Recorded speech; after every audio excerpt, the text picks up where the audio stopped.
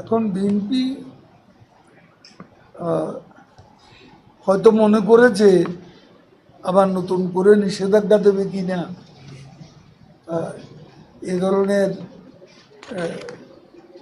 ধরনের উদ্ভট চিন্তাও তাদের থাকতে পারে।